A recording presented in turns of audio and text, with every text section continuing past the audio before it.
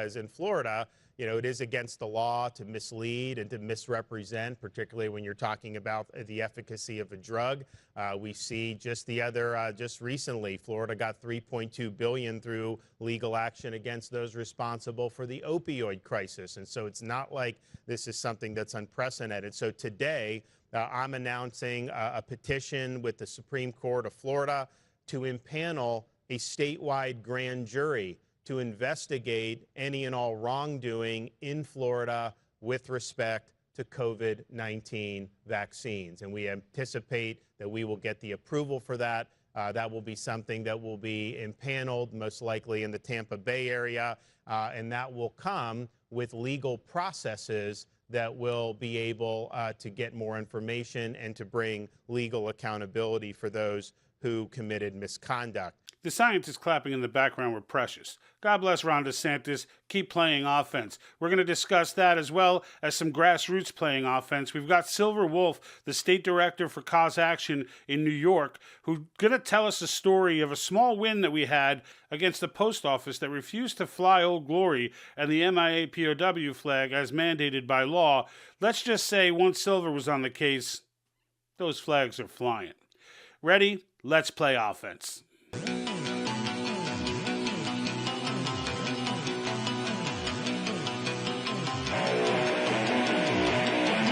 Doesn't anyone notice this? I feel like I'm taking crazy pills! I don't want you to ride. I don't want you to write to your congressman because I wouldn't know what to tell you to write. I don't know what to do about the depression and the inflation and the Russians and the crime in the streets. All I know is that first, you've got to get mad. Has the whole world gone crazy? Am I the only one around here who gives a shit about the rules? You have the luxury of not knowing what I know. I want you to get up now. I want all of you to get up out of your chairs. I want you to get up right now and go to the window, open it, and stick your head out and yell, "I'm as mad as hell, and I'm not going to take this anymore!"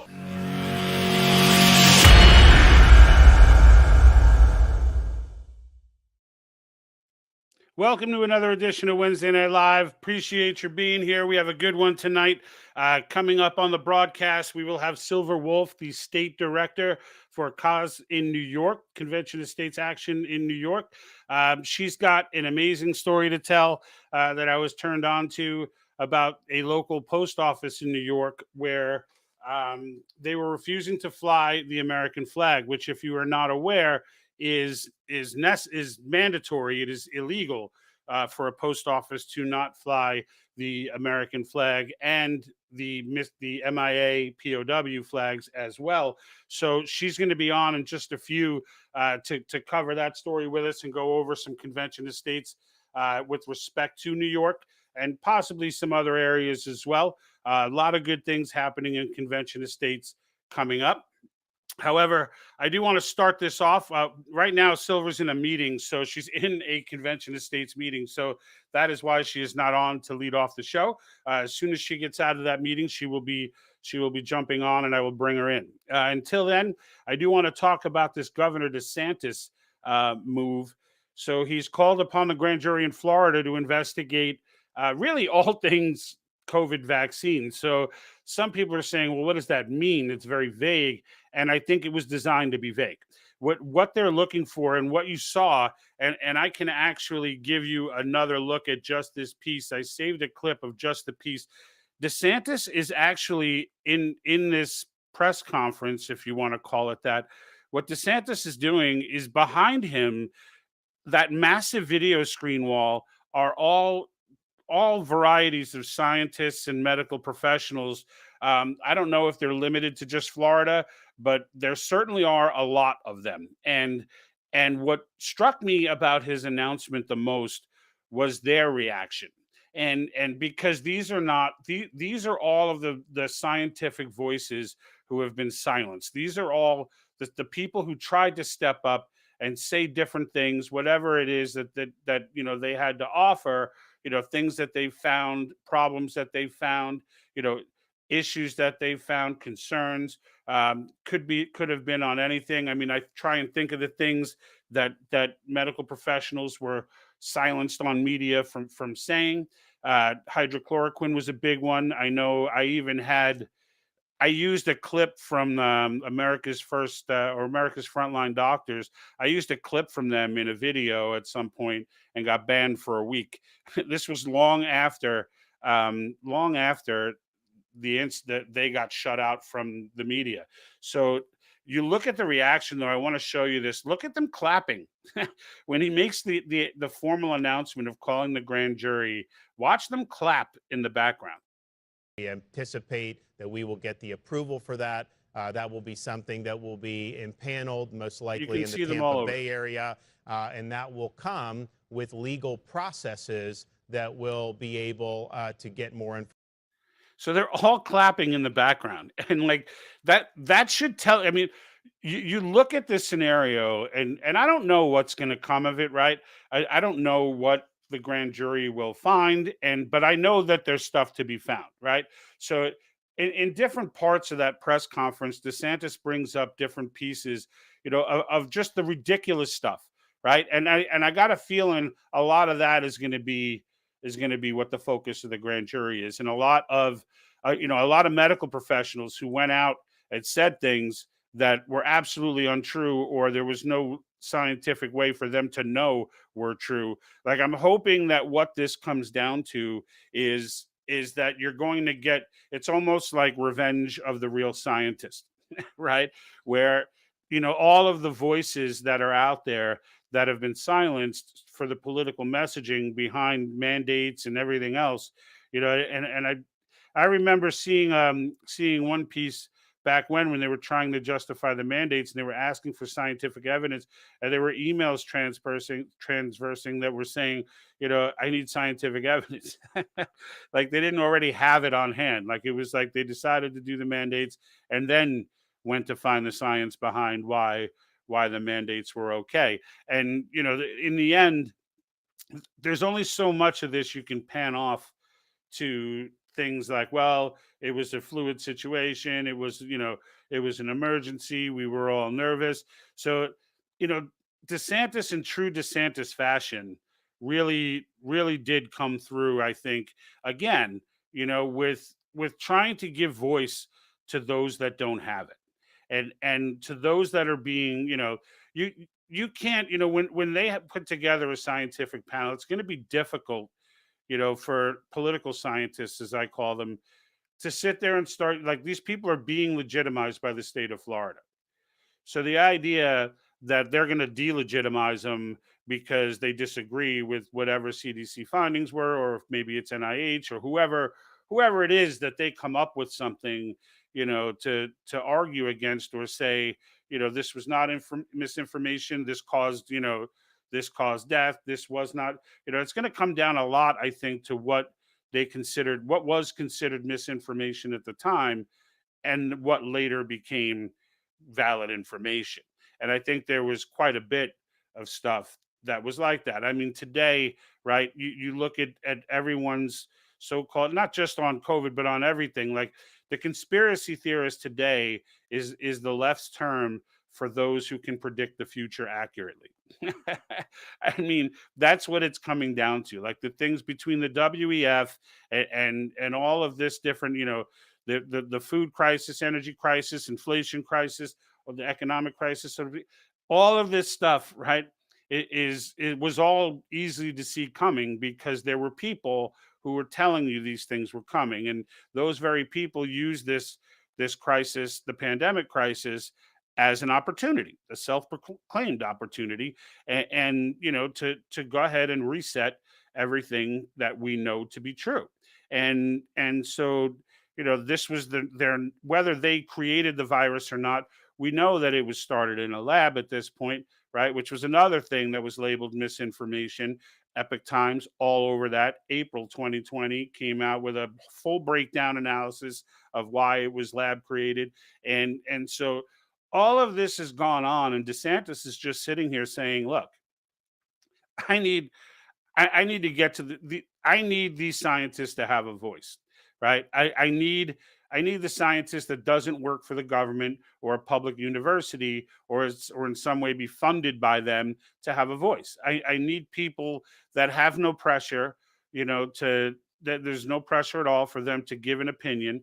And look, maybe this whole investigation comes up with, look, it was unfortunate, but it was the right thing to do. I don't think it will, right? I don't think it will. I think there will definitely be. Now, it's only in the scope of Florida, so, but I think that's enough. I think if Florida finds, a lot of tangible, hootenanny, if you will, going on, all kinds of tomfoolery, if you will, right, and find out that a lot of these scientists and other intellectual dootaroos that are running around with giving messaging and getting on news channels and getting on Fox and spewing garbage and getting on CNN and everywhere else and spewing garbage. All of these people at least will be held accountable. At least will be publicly shamed for what they did. Whether you can't take their degrees away and things of that nature, it won't happen. But you can shame them, and you can, and frankly, if it's bad enough, the state of Florida, if it directly affected Florida, can take action against these people. But I think it's a big deal. I think it's a big deal that it be done. That I think it matters. I think this is a process that matters. I have someone commenting on Twitch. Bader, I don't understand Russian, which I am assuming that is. So you have quite a few comments there, but I can't really respond to any of them.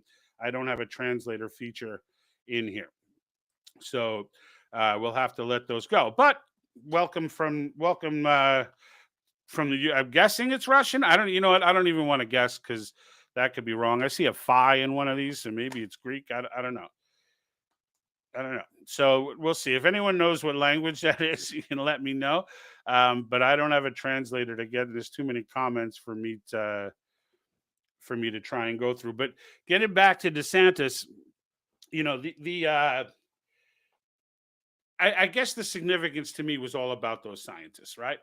I mean, it was important, all the other stuff like I just laid out. But the scientists, do you see how elated they were? Like to me, that was just next level. Like to me, I almost felt relief for them, right? Like they were on camera and knew that they couldn't be heard, but still started just clapping instinctively because it was like, yeah, let's get them, right? So they obviously feel like there's something to be gotten here, right? And they like for me, like I think like most people, that vaguely without getting into technical terms, that there was some heinous stuff that went down, some real serious misinformation and things like that, and it was and it's something that we can't put our finger on, right? That we can't, because we're not going to sit here and break. Like I can read studies, right? Like I read a ton of mask studies, enough so all of them were done on influenza. The only ones on COVID were droplet studies, which were useless. But the aerosol studies that were done on influenza, like I read enough of those and other studies as well to start to get a feel for how to read them. But when you get into the middle of the study and into the technical terms and things like that, like it's only another medical professional or another science professional who are going to get into the nuts and bolts of those things and start to break down, where the problems were. Right. Or maybe show that that they knew about, myocarditis studies or things like that beforehand, right? Or that maybe VARs, maybe there were some issues with the VARs reporting where, there was that Project Veritas report. I don't know if this happened in Florida, but where the nurse was saying like, they're never going to report this, right? Like the kid was having heart issues and the nurse was like, sure that it was a part of the vaccine. But she was like, they're never going to report this. Maybe they find some evidence on stuff like that. I mean, I don't know. Right. But I think the fact that it's being looked into is a good thing. I think the fact that, that we don't just let the government have these emergency powers, screw up the world, which is exactly what they did. They created this economic crisis. They created everything. They created the inflation crisis, the economic crisis. They created the jobs crisis. They created everything. All right. Supply chains, all of it. All right. All of it. By bad decision making and bad science. There is no science that says quarantining healthy people makes sense. There's no science that says that. None. Okay. There are politicians and there are health organizations for politicians that say that, but there's no science behind that. There's no science to demonstrate how they could come to a conclusion that quarantining healthy people makes sense. But yet they did it, right? They did it. And the fact is, it very likely hurt a lot of people. It very likely hurt a lot. It certainly hurt people economically, right? Whether how intangible all the side stuff is, from people who had heart conditions not wanting to go to hospitals, people and such. For those people, how many of them can you quantify that number? Can you say this many people, would have survived, had the hospitals not been infiltrated by people who didn't need to be there but were panicking because of the response to this pandemic? Like those types of intangibles, if they can be quantified, I think can be they can be held accountable to. And I don't really have a problem. Look, if someone's out there, I'm careful with this, right? Because it's a free speech issue as well. But at the same time, if you're a medical professional giving medical advice for someone to do something that ends up putting them in harm's way, that's not a free speech issue. Okay, that's above the pale of a free speech issue, right? Because now you've got your Hippocratic oath. There's some significant issues with that. All right, because you are leading this person as a trusted expert in the field. You are leading this person to harm. Now, whether or not you can prove that a doctor or a medical professional didn't fully believe what they were saying, or didn't, I think there's going to be a lot of gray area there, and I don't really see anybody being held accountable for that kind of thing. But look, you subpoena someone's emails, you get into the thick of it, you find some stuff, right? And so, look, again, how deep this grand jury investigation goes, I'd like to know. But in the end, is it a good thing that they're doing it? Absolutely. Because medical professionals can't just be out there throwing mud at the wall. They can't just be out there saying, well, the CDC said this, so therefore, and Desantis brought up the topic that brought up the point that the CDC and the rest of these a lot of these other health organizations, they were all giving Florida jazz when people were out there, on the beaches saying, F this. Like Floridians were like, whatever, dude, it's a cold, and just going out and partying. And they were getting all this jazz for it. But then the George Floyd, riots start, and everybody starts, all these same organizations are saying, we support this movement. It's like, that's not science. Like, if you're saying it's dangerous to gather in groups, then you don't say it's okay because you got a really good cause. Like, it doesn't work that way. You could sit there and say on a personal level, as an individual, you support a protest or don't support a protest, but you can't advise people that it's okay to go out in groups if you're protesting for this, that, and the other. But if you're just going to go out in groups, well, then that's not okay. Obviously, any layman can understand that if it's okay, and this is where the mass formation comes in, right? This is where these are the areas where it starts to get irrational, and you start to learn like who's in the mass formation and who's not, right? Like when people start questioning that stuff, because I started questioning that immediately. I mean, anything stupid. The sit down, get up, sit down, put your mask on, take it off, put it on, take it off. You can go to a restaurant, but you got to wear it walking in. But when you sit down, you're fine. But when you stand up, put it on. It's like all of these things that just obviously you don't need a scientific degree. And frankly, when someone with a scientific degree tells you that these things are right, you should immediately be questioning that. You should immediately be questioning that person, right? That human being, because it's like, well, wait a minute. You've got this degree, that degree. You went to this school, that school, this school, and you're trying to sell me on the fact that it makes sense for me to take off this mask when I sit down to eat in a crowded restaurant, and then put it back on when I go to the bathroom, and then take it off again when I sit down, and somehow I'm supposed to be getting maximum protection from COVID-19. We all know that it was nonsense. The question is, how many people bought in? Not just bought in, but right? You got those Solomon Asch study people I always talk about, right? The Solomon Asch conformity study, 30%. They said, you know what? Even though they knew they were wrong and it was clearly pointed out, they still insisted they were right. And you got that 30% who said, I knew it was wrong all the time and they never conformed.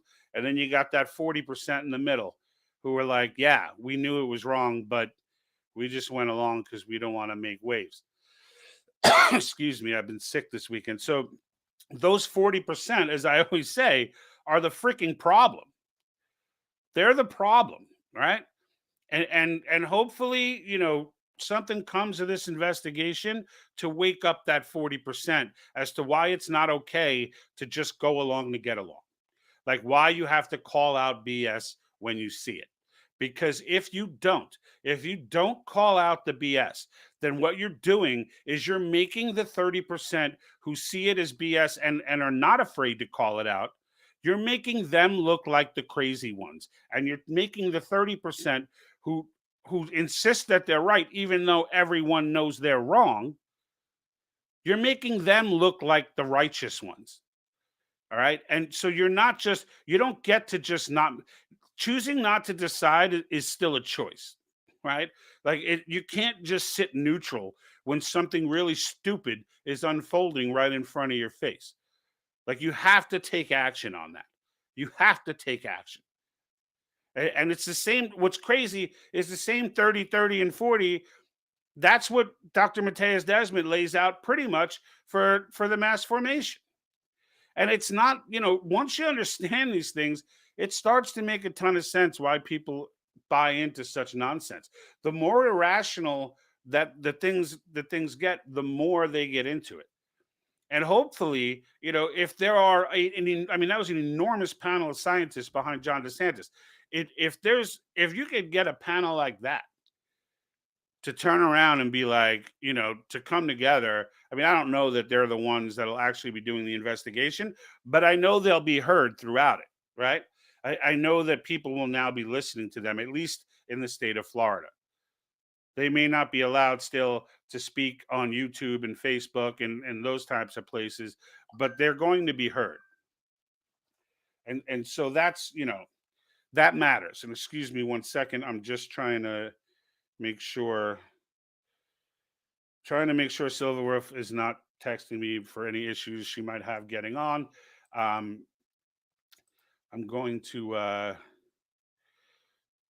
sorry, just give me one moment. I'm going to just make sure I send her another link because I don't want there to be any issues. Because I am really dying to get to her story, which is outstanding, and I'm dying to start giving you the tips on it and what that was all about, because I didn't even know. I don't know if you folks know, but the post office absolutely had by law to hang the American flag. I did not know that. Give me 1 sec.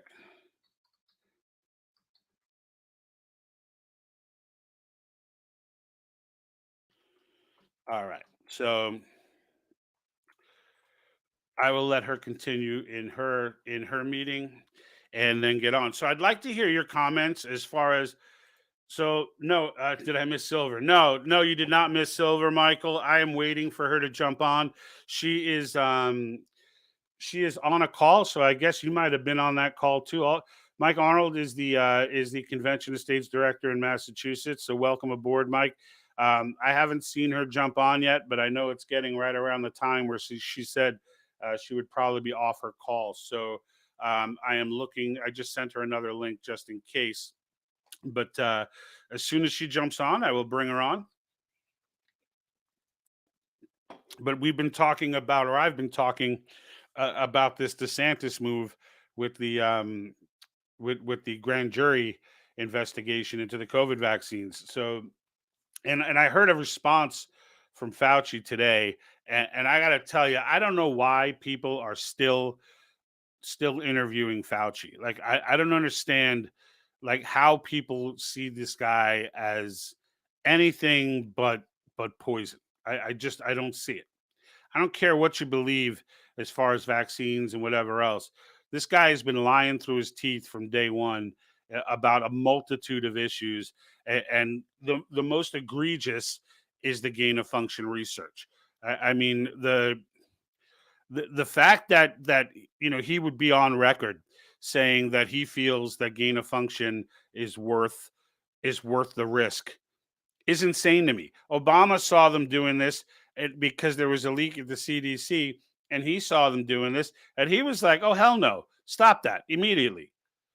Why? Because Obama's not a mad scientist. You may be against every single political position he has, but he ain't a mad scientist. And when he finds out that people are using taxpayer dollars to fund experiments for killer viruses, he's like, no, I don't think that's a good idea, right? And so then the work moved to Wuhan, and it's like how these people, still get play, and how it makes me wonder whether the media understands, right? Like I know there are people in media, these young kids that are coming up in media, and they're like, well, I have to do this or I have to do that because I haven't made my bones yet, and I gotta get through this, and this is all they'll let me do, and I wanted to do a story there, but they wouldn't approve it and whatever. But what about the older ones, right? What about the older ones? Been in this for a while. So like those people are the ones that worry me. All right, so I have Silver on deck here. So let's go ahead and bring her on. So everyone, let me introduce you to Silver Wolf, the state director of New York for Convention of States Action, fresh off of a call with COS Action. And here we go. How are you, Silver? I'm great. Can you hear me? All right. I can hear you. I can hear you good. All is well, which I'm glad about, because normally I have you guys come on like 20 minutes earlier to test all this stuff. But looks like we're in good shape here. So welcome on. I'm glad to have you. I've seen comments and things of that nature from you on different posts and different things, but I never had the opportunity to speak to you. So I am glad that you were able to come on the show, because the tale you have to tell today is a fave of mine, and that's why I just reached out and was like, I have to have her on. And then I guess just to start off, we could jump right into the story, because I've been kind of holding. I've been almost telling it and not doing it, because I'm waiting for you to come on. I was teasing around it, but not saying it. So I'm going to give us a summary of how I understand it, and then you go ahead and give me the details, right? So you were at a local post office, right? And one of the patrons of the post office, a local resident, saw your car and assumed you were a patriot. Actually, I was at a park. Even better. So you're just at a park. You're not even at the post office. You're at a park, and someone saw your car, right? And then looked at that as a reason to come to you and speak. And for those that don't know what her car looks like, so I have this, I want to show you. So there's no mistaking Silver when you see her show up at any address. You're definitely not going to think that a Marxist is getting out of this car. I can tell you that without a doubt. And here we go.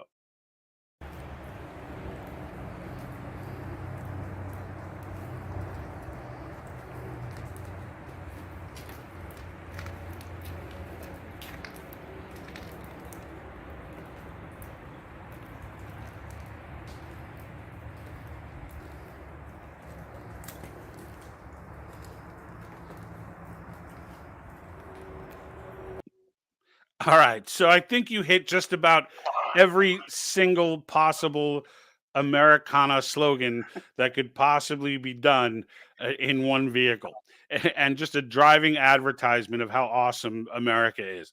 So this person saw your car, approached you, and what happened after that? Well, she had originally asked if we were from the area. I was with a friend. I was not from that area. It's a little further south of me. I'm way upstate New York. And my friend said, yeah, he was from the area. So she proceeded to rant about the post office in New Berlin, New York, not flying the American flag. That immediately set off alarm bells in my head. And I was like, tell me more. Please tell me more. So she did.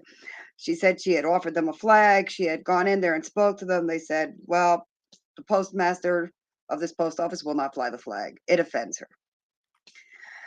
Is So that amazing? immediately my friend and I were like, okay, we'll be back. Yeah. I went right to the post office. Sure enough, no flag. My friend knew the person who worked in the post office, so he went in to speak with them, and I gave him a flag. That I always have a flag in my car. And I said, here, bring this in just in case. In case they Which try he that, we did. don't have a flag nonsense. Hey, sometimes flags get tattered, flags get blown away, Why wait for the post office to send you one when I have a handy dandy one right here? And that's when he was told that the Postmaster General found the flag offensive. Now I find that offensive. Yeah, and that is completely So offensive, and it's probably not the only one. No, I've actually, since the blog has come out, I've actually received calls from several people also complaining that either the American flag or, as per the 2019 signed into law by former President Trump, the POW MIA flag legally have to be flown at every single post office and every federal building for that matter. That And was I've gotten education several for calls me. from other people asking about that.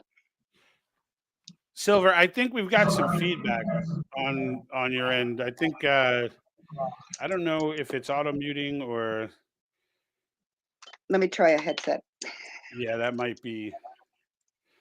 But but yeah, I had no idea that was a thing. Like I didn't know that it was by law. I guess it never came up, and I never thought about it. And it was kind of like, and I think a lot of people are in that situation, and that's probably why this post office got away with it for so long, because they were just assuming that people don't even know that this was a law. Are you still? You got me on the Yeah. headsets? Okay, good. Almost. So, I gotta find the little plug. There we go. Is that better? all right, cool. Yeah, excellent. So, I guess my point to the people that are out there watching is, what did you do? Right. So, because now I want anyone who watches this video to go and check their local post office and make sure these flags are flying. Right. Because it is now that we know it's illegal to not do it, this is just a great way to trigger a Marxist and get righteousness done at the same time, right? So who did you go to, and what actions did you take? So if I'm someone watching this and I see that there's a post office, like my local post office, let's say, doesn't have flags flying, where do I go? You go to the website for the United States Post Office, Postmaster General, and there are several email contact links. Choose legal. I chose legal on a fluke thinking, well, they'll point me in the direction of the person I need to get to. Well, it turns out they're the person I needed to get to. And I mean, immediately I got a response within 15 minutes of my email stating that it was against federal regulations not to fly the flag. And per the new statute, they must have the POW MIA flag as well. And they would take care of it. And 4 days later, that flag was flying. So amazing to me that they not that they wouldn't I guess the speed of it all was what shocked me, because they don't do anything fast. Right. I can't recall the government doing something quickly, I don't think ever. Right. So the fact that they got on it so quickly probably means the postmaster got a little slap on the wrist as well, because she was putting them, she was leaving them vulnerable, for action. So I just thought it was super cool. And do I know they were waiting to get an MIA flag. So have they gotten that up, or? I have not gone by to check. I actually am planning to go by there this weekend to take a look. but I did inform the assembly person in that area, their office, the senator's office, the local state senator's office, and they are both keeping an eye on it. We also contacted the local VFW and American Legions, who, when they found out about the wokeness, we're trying to organize rallies, and we're going to put a color guard in front of the post office until the flag was flying. That kind of Luckily, they explains the didn't 4 have to days, do right? that. Yeah. Well, it was this happened on a Thursday. Uh, Friday, Saturday, Sunday, Monday, that flag was flying. Yeah. Yeah, they weren't trying to have any part of that, right? As soon so that's awesome, right? But really it was the legal department. Like you just went to their legal division and you were able to get it rectified, right? Like the backup was great, but it wasn't necessary in this case, right? Like they just were like, "Oh snap, what is she doing?" And then fixed it. I honestly wasn't expecting them to get back to me that quick. I mean, this is the Right. post office. Right. Yeah, no. My father worked I for the think they post see a office most of news his life. I know how they slow they are. Yeah, exactly. And I think they see a news story coming that they want to avoid, right? I think that that might have been legal departments work very differently, no matter what, no matter how woke a company gets or an organization gets, legal departments are legal departments. And if there's a legal way to get screwed over it, they're gonna get out of that, they're gonna get out of the way of that truck as quickly as they can. So I think you smashed it, by taking that route. So for those that are watching, just remember, check if you have. I'm not saying everybody. Actually, yeah, I am. Everybody go down to your local post office and just give a quick peek and take a picture and see if they're flying the right flags. If they're not, right? Then because I would imagine if there were woke enough people, and some of these post office may have only had one flagpole, they may have had to erect another flagpole for the sake of Trump putting in the They're MIA. supposed to fly it underneath. Oh, underneath. So it's But the same flagpole. Okay. there is one prediction on that, predication on that, excuse me. Uh, if the flagpole is not a standard height, some of these older post offices have a much shorter flagpole. Then the POW MIA flag, they're waiting for new poles, and Right. that could take a long time. So I understand that some of the post offices will not have the MIA, POW MIA flag, only because they don't have the proper length of a pole. That's Right. But when was this? excusable. When was it passed that the MIA I goes up? believe it was in 2019. Yeah. So that'd be what, 3 years that they had to get another poll? So yeah, I'm not Well, giving them a pass there either. Like you had 3 years to get a poll. Like I'm not the president, right? If I'm knocking on your door telling you you're not in compliance with the law, and you're just now going to get a poll, then that's a problem in its own right. But like either I way, think they have to be requisitioned, and that's why it's taking so long. Legal may work fast, but requisitions might be extremely slow. Yeah, yeah. You know what? Now that you're saying it though, like it's totally believable that they did order the poll in 2019 and are still waiting for are still waiting for it to get past the 19th board of approvals and whatever. So I guess there is an element of understanding there if they were to go that route. But it's Yeah. just But an awesome story. there's absolutely no excuse why the Stars and Stripes shouldn't be up there. No, I That agree. has I to be agree flown. 100%. It's And that's just uh, not post offices, that's every federal building. and here's Mike Arnold. My sister from another mister. I never heard that reversed before. I've heard brother from another mother, but sister from another mister, that's a new one. Showing everyone what self-government governance can look like. Yeah. And really, honestly, I look at folks like you, Silver, and even Mike over in Massachusetts, and I'm like, you know, you guys are in the because I mean, look, I'm living in California now. I live in a conservative area of California, if that's even believable. But like where I am, it's pretty conservative. It's all young families, a lot of Christians and such. But like, I guess it still doesn't escape me, how difficult this challenge is in a place like New York and a place like like like Massachusetts and Rhode Island and, places like this. So like what, first of all, before I even get into that, I just want you to tell people, how did you first hear about convention of states? Well, that's an actually pretty funny story as well. I had lived in Staten Island, New York for a very long time, and I had met a young lady at a mayoral candidate forum. We ran into each other again a couple of weeks later, and she was complaining that she had to go to Albany by herself, drive up there by herself. It's a long ride. And I was like, well, I'm not doing anything. I'll take a ride with you. Had no idea what she was going to do. Just wanted to be a nice person and keep her company. Next thing I know, I'm sitting at the Capitol with about 15 people, their convention of states, Article 5, and I start listening to what they're talking about.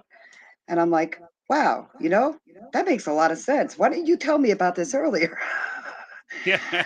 And after spending the whole day with these people and the sponsors of the bill, which would be Senator Joe Griffo in the Senate and Senator Brian Miller, Assemblyman Brian Miller, uh, I said to myself, wow, I have to join this cause. And I signed the petition right then and there and became a district captain, hit the ground running. That was about going on 8 years ago. About 4 years ago, I took over the state director's job here in New York, and we haven't stopped since. When I took over, I believe there were 5 of us. There are now over 65 of us with at least 30 district captains in 140 district area, 154 district area, and at least 20 of our people are state leaders. So it's Nice. beautiful. Nice. And when you say 60 people, just to put it in perspective for folks that don't understand, how it works, that's 60 directly active people. That's not 60 supporters.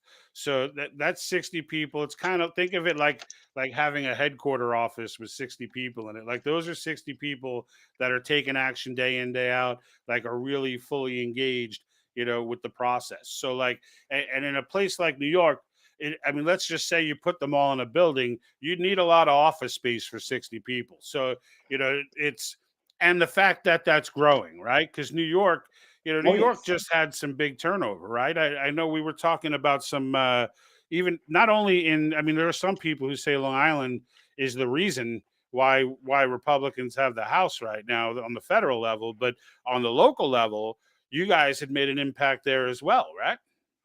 We did. We actually flipped a couple of seats in New York City, of all See, places. nice. Um, yeah, That's I my know. I was homeland. shocked myself. I was shocked myself. I knew one of them would definitely go, but we were worried about the. I believe the other seat was in the Bronx, which was a Nice. tough call. Um, The what Bronx they is a tough nut try, to crack. So, it is, but you know what? We've got some great volunteers out yep. there in the Bronx who make calls every day to people who sign our petition, and we have just about 75,000 petitions signed here in New York alone, Wow. which Wow. is Okay. a big number for a state like New York. We Yeah, do events exactly. all over the state, so we're constantly out there educating the public on what Article 5 is and what Convention of States is trying to do. Yep. And that's what makes it so awesome is that, even if you look at the type of momentum that can be gained in a place like New York, because it's easy when you're trying to explain this to someone, they can get into it and they can say, yeah, this is the path, but immediately just look at their state and be like, forget it, this is a lost cause, right? And walk away and not take action. So for that many people to get on board, in a state that they could easily just throw in the towel and say there's no shot, it's just awesome, and it's a testament to quality leadership as well. And that's, that of course falls to you. And then Christine Moyles Miller on Facebook says silver is on it, West Virginia will be looking.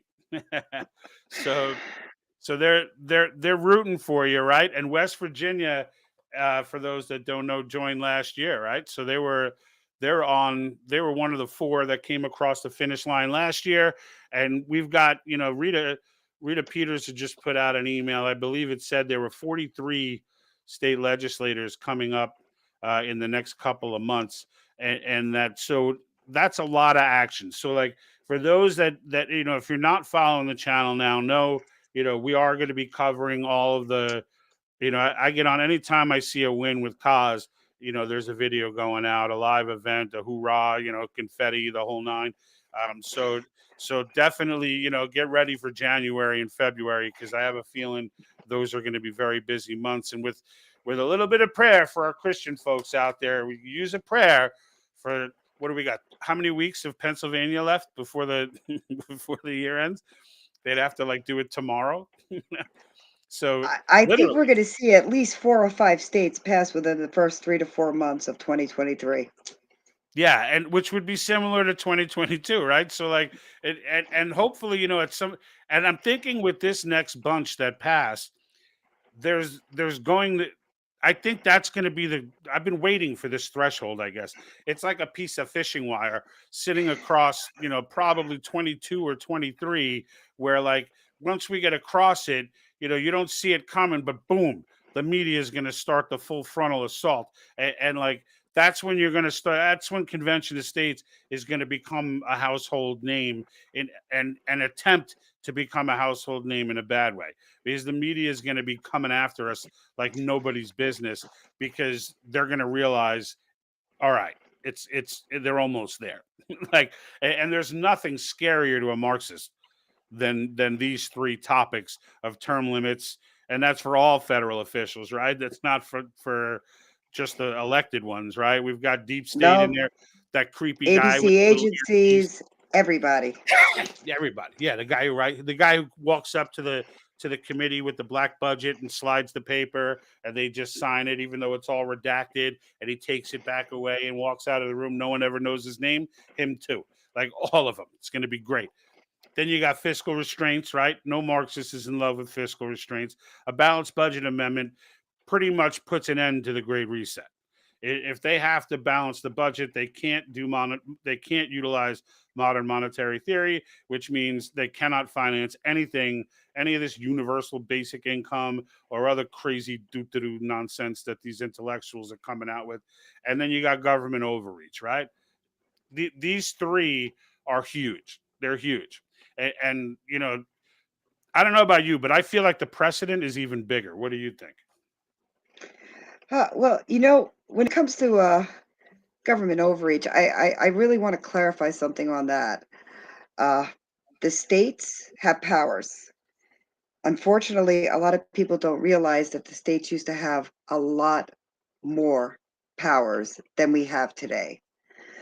After World War II, during World War II, a lot of these states, especially like New York, California, states with industry, they became donor states. We paid more taxes. We gave more money to the war effort, to the government, to the breadbasket of the country who sent the soldiers.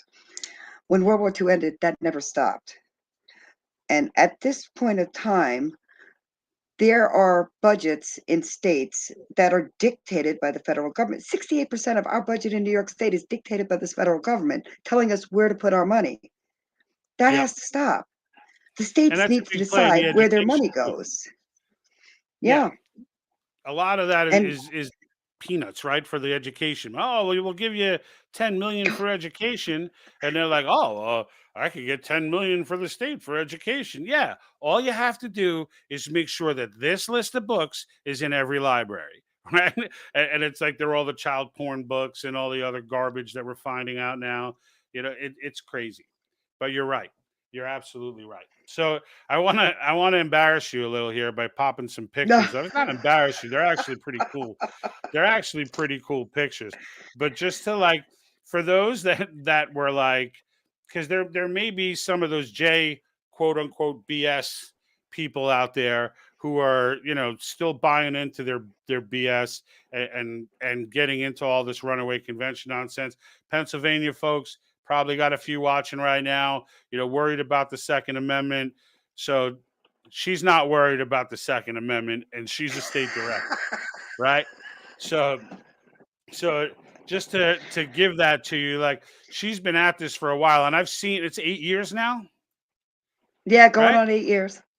8 years. So 8 years, and here's at one of the COS events as well. So So You could 8 tell years that's of this. Oktoberfest. What was it? You could tell that was the Oktoberfest. Yeah. So, but no, but just out there, and this is what grassroots is, though, right? It's just getting out there, meeting people, getting with people, talking with people, getting down with our fellow Americans, and really embracing the unity of it all, and the fact that I have that one shirt that I wear on here all the time with like the math is simple, unity is greater than diversity. Like it is, right? It is because it's focusing on like, yeah, diversity is all well and good when it's organic, but if it's got to be manufactured, then it disrupts unity. And nothing can disrupt unity. And that's the way Americans have to think now, is that it's all about unity. And like Convention of States to me is such the great movement in that way because the topics are universal, right? Like if you're a Marxist, no, right, nothing's universal. You're lost. But like as long as you still love America, right? That's really the only qualification you need. Like you could disagree on all kinds of political issues and stuff like that. That's what it's all about. But in the end, if you love America, the topics that are in this movement right now are loved by everyone, right? I mean, I don't know anyone who's like, nah, we don't need term limits, or like, nah, the spending is fine. I have no problem with the spending. Keep it going. Like nobody thinks like that, right? Everybody is on board with these topics and like government overreach. Even if you were the most devout, even if you're the guy who wears a mask in your car alone, you still are against mask mandates, right? Like you're still like, well, yeah, I feel safer, but I don't think everyone else should be forced to do it. It's like even then you're like, this isn't right, right? So like these issues to me are just so unifying, and it's once I learned about Article 5, like you, I didn't learn about it the same way. Your story is probably cooler than mine. I just had Jack, my former partner there, flip me an article about it, and it just sent me down a rabbit hole of reading JBS, these deuterus like Publius Hulda, and like trying to weigh it all together. And I just came out of it thinking, this is brilliant. like ever since then, it's all when it comes to when I watch the news now, Silver, when I watch the news, it's all noise to me now. I don't even care about half of this. When I say that, I say it tongue in cheek, but it's like, it's just another problem. Like I expect all of this lunacy to be going on. We haven't called the convention yet. That's how I like see the world now. It's crazy, but like that's how I see it. I I stopped don't know. watching the news about 5 years ago. Yeah, I watch it now We because are I have to for we the are channel, but nonpartisan, so I try to keep out of the news. It keeps me from right, right. being Keeps you from angry all the saying time and something. breaking televisions. That's There's too many things I can throw at that TV. yeah, and televisions aren't So, coming down in cost enough to make that not okay. enough, no. But, yeah, because COS is a nonpartisan organization, we don't endorse any candidates, any parties. We have people from all different walks of life, all different parties that are part of our teams. We try to remain as nonpartisan as possible, and I believe that's the best way to do it. The resolution itself, the 3 steps in the resolution are building blocks. If you come Yep. to someone and you say, "Don't you think term limits are a good thing?" No, of course they're a good thing. Well, then wouldn't you agree that we shouldn't be printing money and putting our children and our grandchildren in perpetual debt? Oh, yeah, that's a good thing. And don't you think the tax money should stay here in the state and not go to the federal government to pay for their retirement benefits? Oh, Yeah, yeah, all absolutely. their Well, there you have boondoggle it. as well. I mean, Yep. we're not trying to change the Constitution. We're not opening the Constitution up for reinterpretation. What we are trying to do, as Article 5, Section 2 states, is propose additional amendments to the Constitution that do not interfere with any of your other rights that are enshrined in that Bill of Rights or in the Constitution. We just want to add on little little additions to control the federal government the way it bring it back to where the founders wanted it to be. Put it back in the Clarify box. things. Yeah, put it back in the box. I think that's a good way to describe it because the reality is it's not, you get this from the JBS folks a lot. Like COS people think there's something that the Constitution is the problem. And it's like, No, nobody thinks the Constitution is the problem. We think it's the solution. And that's the whole point of it, is that it's the Supreme Court really over history that has been the problem more so than anything else. Their decisions, and I love that book like I won't spend the money on it, but that Constitution that Meckler holds up is just like priceless.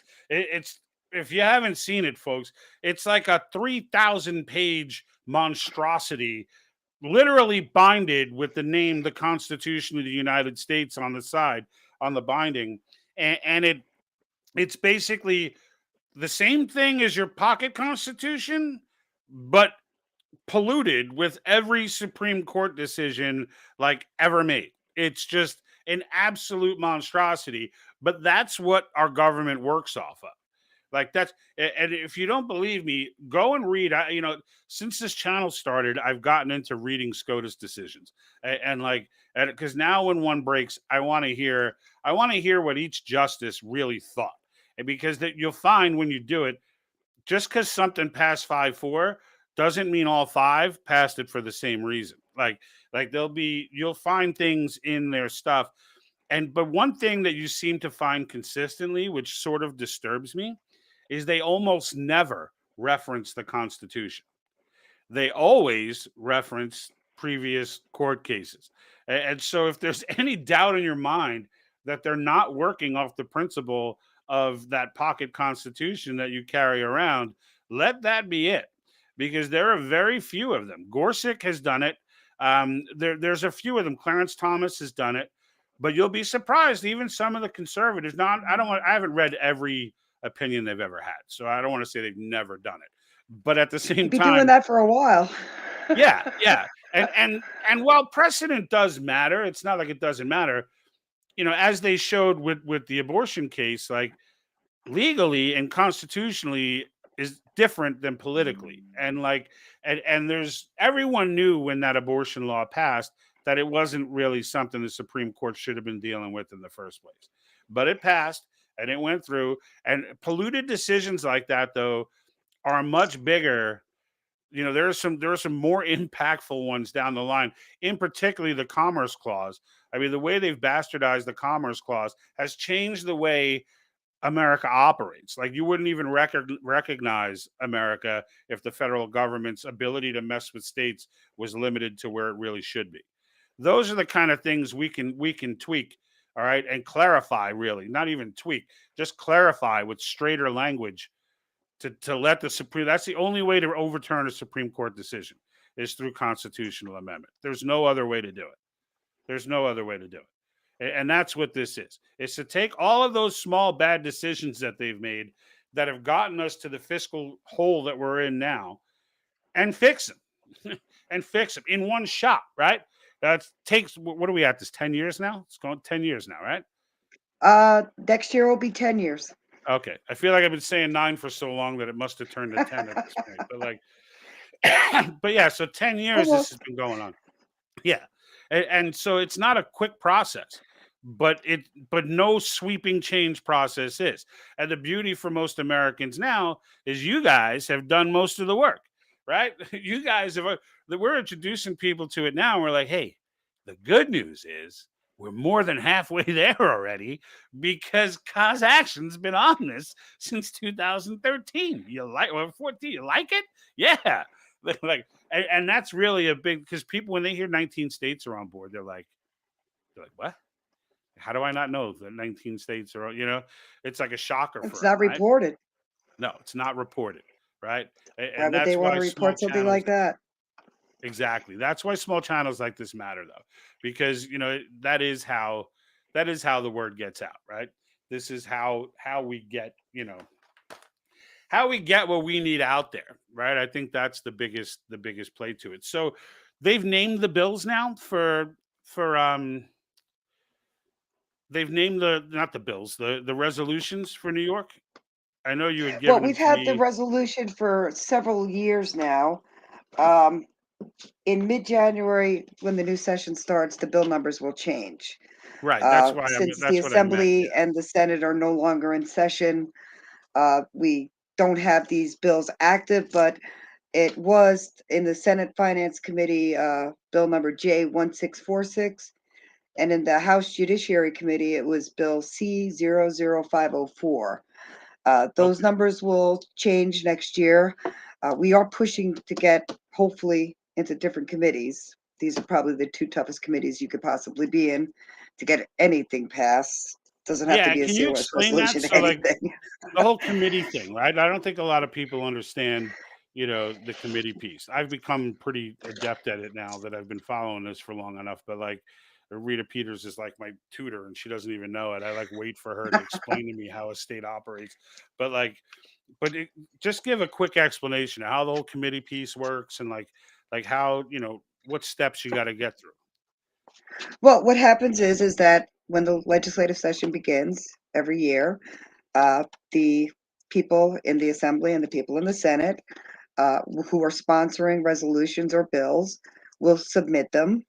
They will receive a number, and then we have to get them brought up in committee. If it is brought up in committee, we go to the floor of either the Assembly and then the Senate, and we take a vote, and hopefully it votes in our favor. They assign committees usually, supposedly, according to what kind of resolution or bill they are trying to get passed. That's why I don't know why we're in finance, but I understand why we're in judiciary. Some states are not in these committees. Every state is in a different committee. It's determined by the committee chairs or by the leadership of the Senate and the Assembly in the state. So again, we are going to try. We've been in these same committees for a long time now. We're going to try to see if we can get our sponsors, which we have many. We spent the last 6 years with one sponsor in the Assembly and one sponsor in the Senate. We came into 2022 like gangbusters, 20 Assembly people, co-sponsors, Wow. and 6 senators co-sponsored. Wow. We will be doubling and tripling those numbers, hopefully, in 2023. We already know that we have at least almost, I believe, close to 30 co-sponsors in the Assembly now. And Wow. we are picking up, I believe, 4 more in the Senate as well, so we'll have 10. And we are diligently working on our representatives. Our Nice. constituents write handwritten letters to them. They call them, they email them, they talk to them in public events. I run into many, many assemblymen and senators at a lot of the local events that I go to. I make sure they know exactly who I am, give me my card, and tell them I will be calling them. Well, I'm guessing if someone introduces themselves as Silver Dreaming Wolf and it gives you a card, it's going to be hard to just forget them, right? Like that's like, especially with your personality and character. Like I could just imagine that's not the type of impression that just doesn't get left on someone. And for those that want to learn more about convention estates, I am going to be adding these links to our website too. It just occurred to me that I don't have them there, and that seemed kind of stupid. But like COS University, so cosuniversity.com is a great place to learn about convention estates. It's a structured process that you can go through to help educate yourself, because it's one thing to sign the petition, which of course you should also do, but aside from that, you want to be able to know what you're talking about, because there are these JBS folks are out there, and you're going to come across someone who's been duped by this cult, is what I call it, and like you're going to find someone who's duped by them, because in every other way they appear to agree with our principles and Americana constitutional principles, but then they go off the rails on Article 5. It's almost to the point where they don't make any sense. That they're using what I consider Marxist tactics. I mean, I don't know if you've dealt with any of this. I know some of the other district managers I've spoken to, they show up at events, they like disrupt stuff. They like do things that patriots don't do. Like patriots don't show up to, some rally for communism and start, breaking, putting up tents and signs, and they generally are like, all right, it's a free speech thing. You guys suck, but I'm not gonna, I can't stop you from speaking. Whereas Marxists do, right? And they do that, from what I Actually, understand. I've never heard they broke up meetings. I've never had a problem with the people in JBS. They Okay. were at a couple of events. I did an event in Jersey with the Jersey team, and they had the booth right next to us, and we exchanged pleasantries through the whole thing. We talked to them. Uh, I believe they are really under the misconception that we are trying to open up the Constitution. Right. They just can't seem to grasp the concept that we're not doing that. It's not a constitutional convention. It's a convention of states. There is But a what I don't big understand about difference. them, I can't get the motive right. That's the thing about them. Like I can't figure like Publius Hulda, she's just a coconut. Like she's just a doo that I can't even like I mean, I broke her down in a previous video, which was just so easy to break her apart that it was I almost didn't even want I felt unfair. But like JBS, even though they're easy to tear apart, I don't understand the loyalty. Like I mean, I guess there's just a There's some part of me that's cracks like, in why there don't you now. read? What's that? Yep, there's some cracks in that armor now. In August, I was going to pick up my regional director. I was going to Vermont to help out at their state fair. And I had stopped to get something to eat and sitting in that beautiful car of mine. And somebody came over just like, wow, great car. And I started, whenever anybody says that, I immediately bring up COS. And I started telling him about what I do. I gave him my card, and he agreed with everything I said. And he told me, he's like, well, everybody calls me the king of the militia. I told him, no, I go to my Knights of Columbus meeting. I go to my JBS meeting. I'm like, JBS, give me my card back. You're not going to sign. He's like, wait a minute, wait a minute. I completely agree with everything you've said. And I have to be honest, I don't completely agree with everything I hear at those meetings. And he signed my petition right then and there. So Well, there that's are awesome. cracks in the armor. You're just full of these small wins out there. They're like, I love it. Yeah, and it's true. I mean, look, I've converted a few of these people. Like people say, oh, you know, oh, I just won an argument online. No one ever said ever, right? But I actually do. Like I actually go on. A lot of it went down on MeWe for me, where there were a lot of the JBS stuff was coming up on MeWe, and like so when we would post stuff, I would get like I would share it to a bunch of groups, and there'd be different people in these groups who would comment, and like and I would have it out with them, and like we would just go through it. But like sometimes you get the psycho zealot. It's like trying to talk to a Marxist. But every now and then though, you just get a regular old conservative person who really did believe that. But like they believed it because they never questioned it because they just figured, well, I agree with JBS on other stuff. Why would they lie to me here? Kind of thing.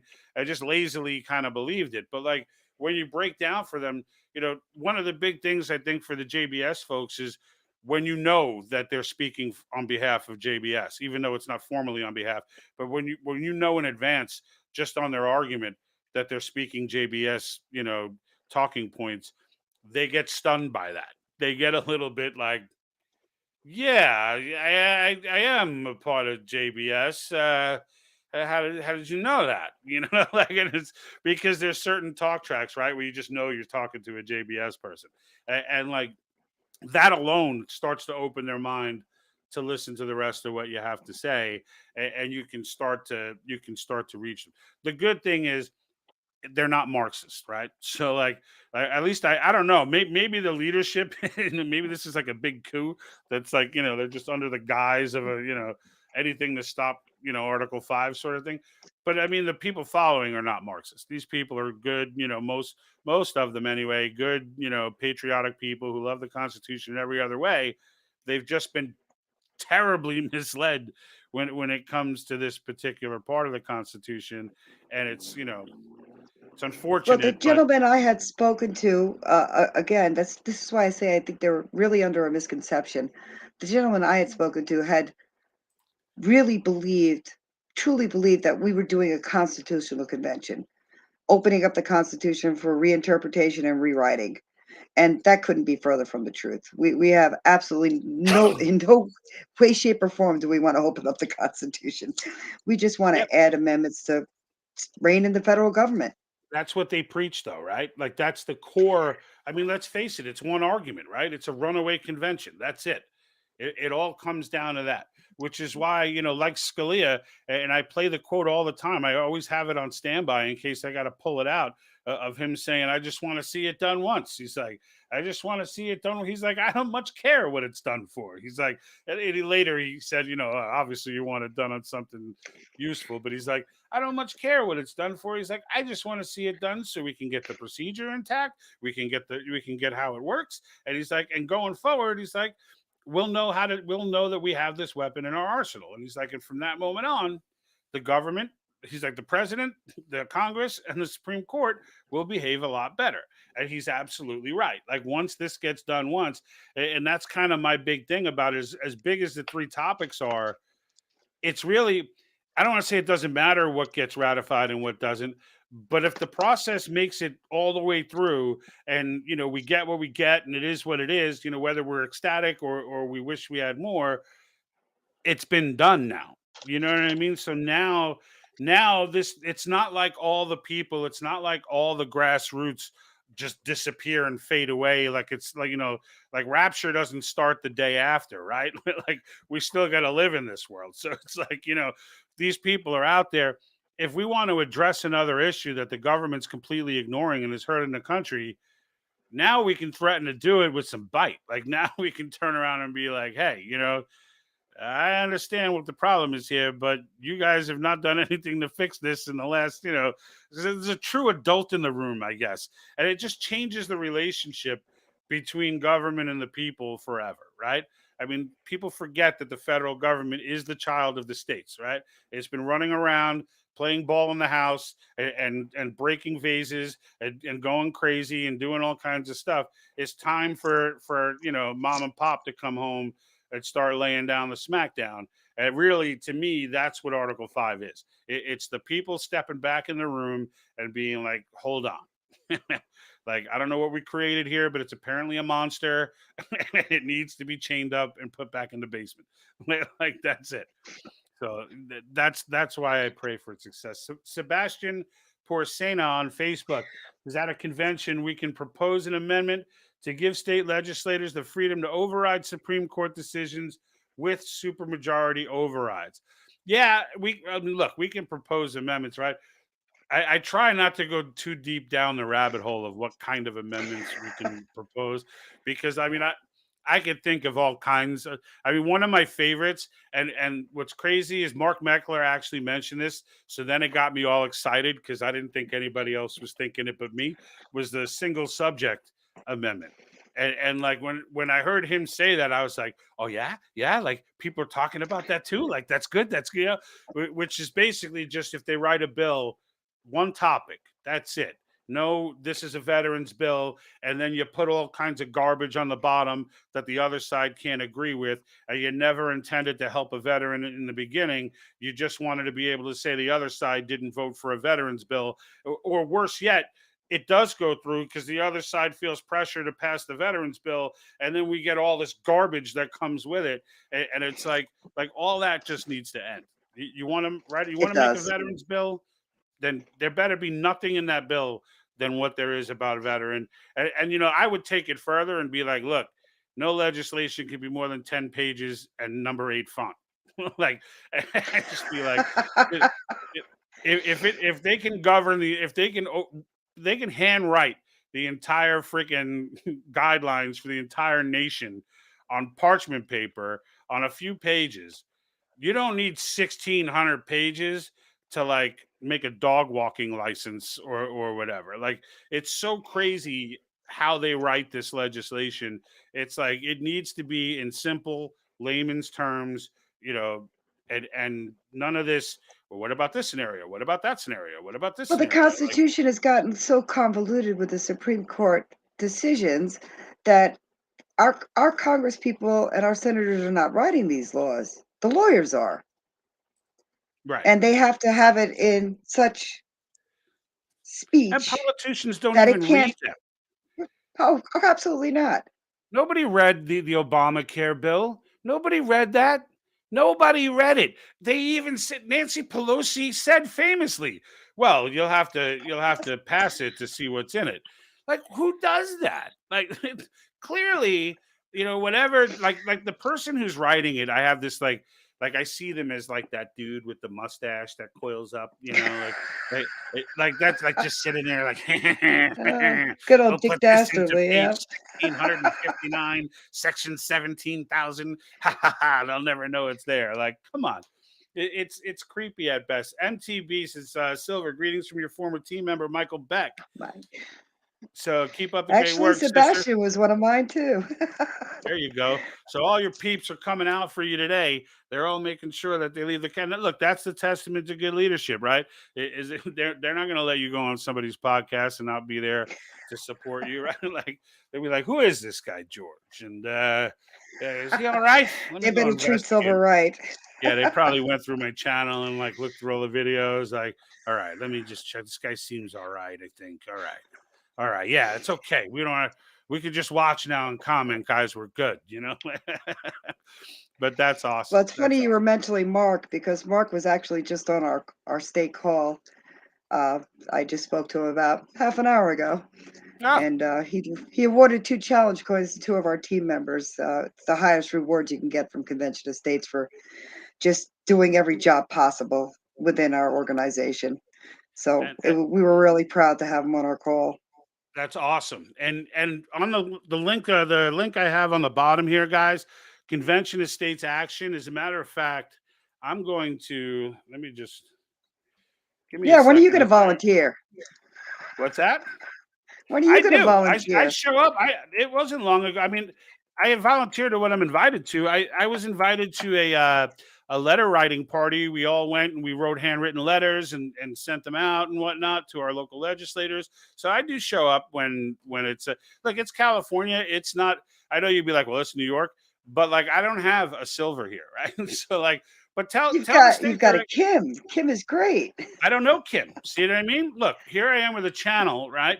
But it was Michelle, and I can look up her last name, who is the district manager or the district captain that I was working with, and we were going pretty tightly for a little while, and then I'm not sure what happened after that, but absolutely, yeah, and I will have Kim on as well. Like I'd like to have Kim on. Heck, I might even rent the studio and we can do it really live. She'll be here. Where is she in Riverside County? I'm not in the LA, San Francisco type areas. No, I'm not sure if she's still the state director out there. She was the state director. I know she's still involved with Convention of States. But Kim Hogan is just a wonderful person out there in California who's really just dedicated herself to getting this passed out there. I have to check. California is a wee bit far from New York, so yeah, no, for sure. And the thing is, like, yeah, I mean, the reason I don't get fully engaged with the organization is because I was going to in the very beginning when we signed up, and my partner at that time, Jack, signed on as a social media warrior, and he was going to do like he was discussing doing more stuff, but we felt and we actually agreed upon this at the time that it would be better because I can be a bit of a firecracker, and I know that I'm not going to hold back on the program at all. I knew that was going to be the case going forward. I've already been suspended on YouTube 4 times. I just came off a strike yesterday on the 10th with YouTube. Like I'm constantly getting dinged around. So like, but when I was trying to, I'd be like, hey, I got an idea. Let's do this. And they're like, well, we got to get that past legal and we're going to have to. I was like, oh yeah. All right. Well, let's try this. And they're like, yeah, that's going to have to go through legal too. And we're going to have to figure out exactly how. And like, I just got to a point where I was like, you know what? I think maybe I'm just going to be that dark horse that kind of sits out there and like says all the stuff that you can't say. Like, just send me a list of everything legal says you can't say. Those kind of ideas, even though they may have to go through legal, just putting forward the ideas is the best thing that can happen. Yeah, I may be the state director of New York, but I listen to whatever my team tells me. Right. I'm there for my team. I represent a group of people who have dedicated their time and their effort and their money, for that matter, into getting the people of New York State educated. I'm just a pretty picture in the front. They do all the hard work. Right. No, absolutely. And honestly, I'm totally cool with looking for ways like get me in touch with the district cap Well, I actually have. If she's still the district captain, I can probably look her up. Oh, just click on the Take Action tab and sign up as a volunteer activist. That way Michelle you're Mackey. just Michelle on the Mackey. peripheral. What's that? I said, click on that Take Action tab and sign up for a volunteer activist role. That's not directly involved. Honestly, That's just I'll somebody who get to does what talking you're to them saying about you're it. doing. We talked about it last time when I first signed up, and honestly, like everybody involved was like, yeah, you might be better off like keeping separation for the time for that purpose. But I'll totally revisit it. I don't have a problem with that. And at this, like what they were using me for is like they wanted like a veterans video because they were trying to reach out to veterans. So I produced a veterans video for them, and like there's different stuff that I was doing on the side. You know what I mean? To like do legwork like that, but it wasn't like formally right. It wasn't like formally on a volunteer. I guess you could say it was volunteering, but like it wasn't through that channel. Like I said, I was kind of that outside person who was sort of doing stuff on request and kind of playing that role for a while. But I haven't heard from Michelle in quite some time, so I'm curious to know if she's still I should probably reach out to her. I'll probably reach out to her, see if she's still doing it, try to get her to make sure she includes me in her future events, and we can start there. And then you can let me know who the other folks are that are engaged here in California. I mean, if it comes down to showing up to an event or doing things, I mean, I'm all for it. I will absolutely go down and drive down and go to where. Now, I mean, if it's North California, it's going to depend on my work schedule and stuff. But if it's something in SoCal, yeah, I have no problem jumping in. I love how you called me out on that. You're like, what the hell? Like, what are you doing? You know, Mister, I got a channel, right? What are you doing? I don't see you. I don't see any mud on those slippers. I'm just saying. No, but that's fair. That poor little car of mine in the Like I last said, 7 Silver is months. always recruiting. I am. But that little And car of that's good mine, though, right? I've put That's 15,000 miles in that car in the last 6 months, and albeit that was 3,000 miles back from Florida and back for our summit. But that's how many events I do here in New York. I'm between March and November, wow. I'm not home on the weekends. I don't see my home maybe 3 days a week because I'm Wow. crisscrossing New York and I go to Pennsylvania, New Jersey, Vermont, wherever they need me, I go. I can't keep up with you, Silver. There's no way I'm doing that. So just by the fact that I just like somehow I got to pay my mortgage and like and live and stuff. So like maybe after retirement though, but hopefully before then we've got this figured out already and it won't be necessary. There'll be something else for me to jump on the cause of at that point. But Our I next did convention post. of states? What's that? Yeah, the next Our next convention. Yeah. convention of states. Exactly, because I tell you, it's funny you say that because I do believe that like they will like when this gets done, and I think it's inevitable that this is getting done. Like it's just a matter Oh, it of will when. get done. Yeah, and the only thing that scares me, if there's anything that scares me, it's that when we get to like 31, 32, that some sort of action gets taken to try and appease us and then it goes away, which is historically what has happened. Like I don't There is care no if the appeasing us. government I don't care if the government turns around and goes, all right, we'll put term limits, we'll do this. Well, nope, too late, boys. Not good enough. Yeah, that's it. You can't unring a bell. Like this movement's going. We're finished. We're going to see this through because the most important thing to me is that it gets seen through. And then after that, the importance of each different amendment and all that becomes. But the most important thing to me is that this process completes itself. JBS can no longer speak boo about friggin' how this works. No more of the Soros fear mongering and his wacky organizations and all those doo-doo-doos. Like all that stuff just goes away and everyone knows how the process works. And I put that Take Action link. So it's posted. It's in the comments of Twitch and YouTube, and I want to say Facebook as well. So it's in all three. Rumble, the broadcast is going to be brought to Rumble later. So I hope there's an issue with Rumble getting the link up. So it does automatically upload though from YouTube to Rumble once it completes. So it will be on there. It's just not on there live. So if someone tells you, I went to Rumble, it wasn't there. That's why I didn't give you the link to Rumble. Well, Rumble's if funny. I anybody paid wants for more it. But information, it's worth it. whether they're, no matter what state you're in, if you guys want more information on Convention of States, we do have a Convention of States Facebook page where you can send a message and people will get back to you. If you want to get in touch with me, by all means, go to the Convention of States New York Facebook page. I do edit on that page, and if you send a message, I will receive it, and I'll be happy to answer any questions or get you in touch with the people in your own state that can help you join up and get started. Yeah, and that's what it is, right? It's all one by one, folks. One by one, we get together and create that sense of unity. And like, and I'm stoked. I'm stoked to have had you on. I'm stoked to have had, you know, had the ability to dedicate this much time. Like I left it go for the full hour. You came on at about an hour ago, and I had a half hour in, but I didn't want to stop after a half hour, so I let it go another half hour to make sure we get the whole gist in, and that we're able to get in everything we want. And and I hope that that the viewer found this fruitful. I hope that and Silver, I would love to have you on again in the future.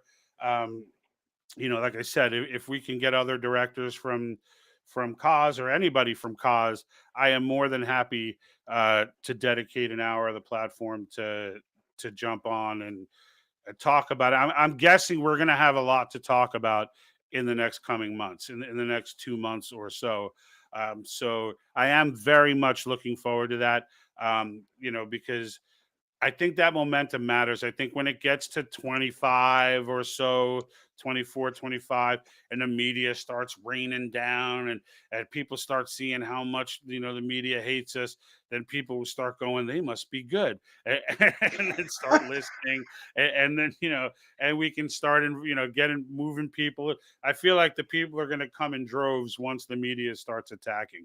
Because the only people that listen to them are the Marxists you can't save anyway. So like in the end, any righteous minded patriot or level headed Democrat who still loves the country is going to come over. Right. And I mean, that's how I see it. I don't see Democrats and Republicans. I see Americans and Marxists like that. That's how I split the country. And it's not a split. I think it's like 70-30 in favor of Americans.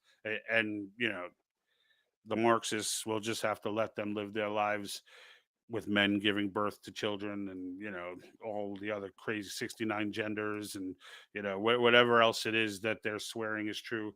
Let them just live the fruitful lives believing all that, while the rest of us get the country back in order. And that's kind of what I'm looking forward to. But Would be nice. it would be nice. It would be nice. And here's one from from MTB. Thanks for your work supporting Article 5 and COS Patriot Think Tank. Oh, well, you're welcome. We're huge supporters. It's kind of easy. And, it's me who owes thanks to COS. I mean,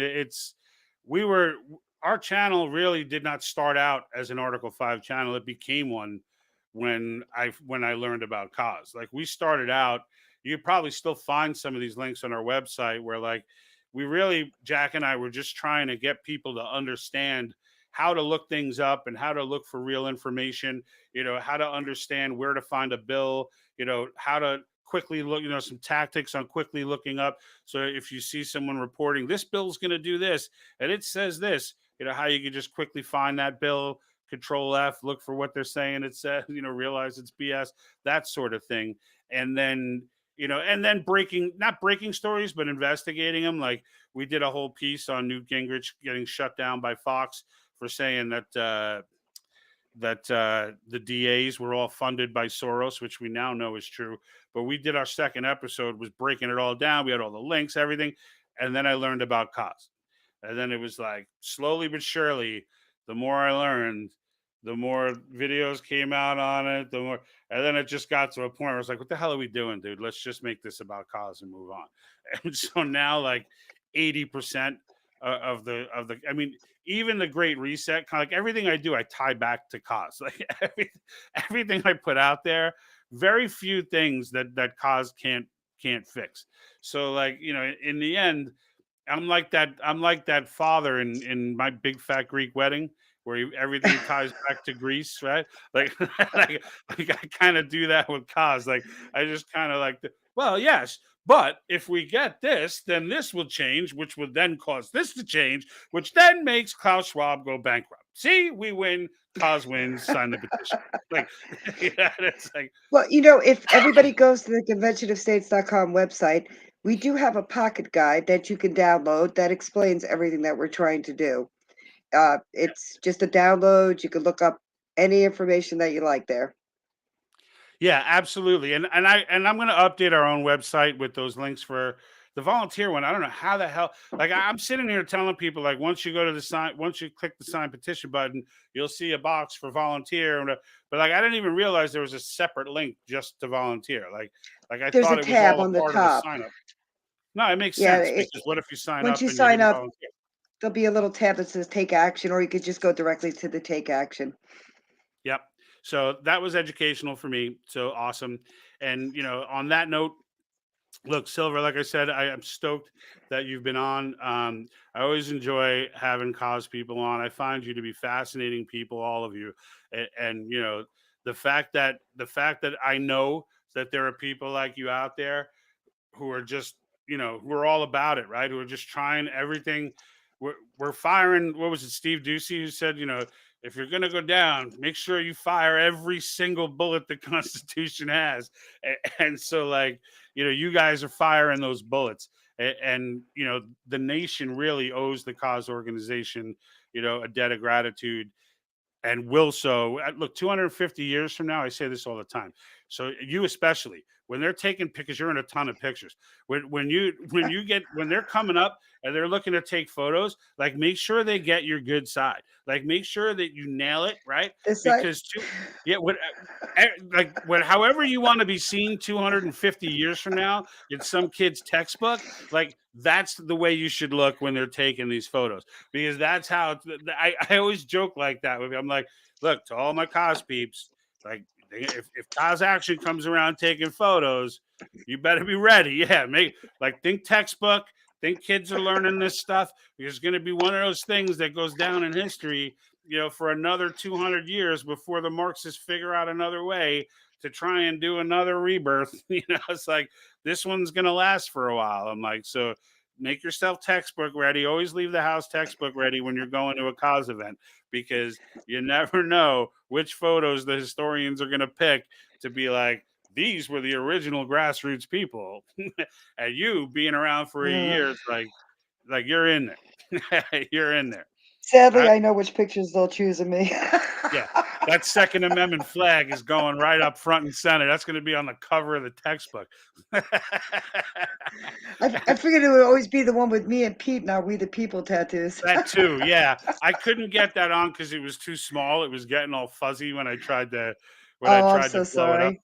No, it's all good. It's all good. We got plenty of material there. Actually, go to the Convention of State website and put in Summit 2019 and play the video from our 2019 summit in Williamsburg, Virginia. The cover of that is me and Pete. Oh, there you go. There you go. And boy, am I in that video a lot. And Pete Hegseth, he's a good one.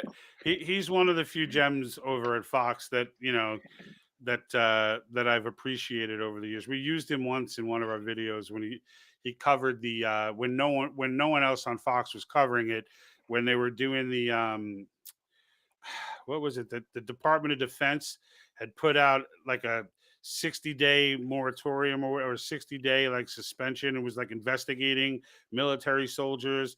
It was this memorandum that they sent out that he did a report on that like floored me. And like I ended up doing a whole report on it because I was so stunned by it after I validated all of his docs. And like, I like that guy. He's good people. And then I found out he was down for Convention of States. So I was like, all right, this guy's definitely in the cool club. We like Pete. and so since then, I actually, whenever I see him, I stop to pay attention because he seems to have good motives and a good heart. All right, Silver, say goodbye to everyone. We're about to cut out. All right, folks. Well, thank you, everyone, for signing on. Silver, pleasure to have you. Looking forward to having you again. On that note, I'm out. And like that,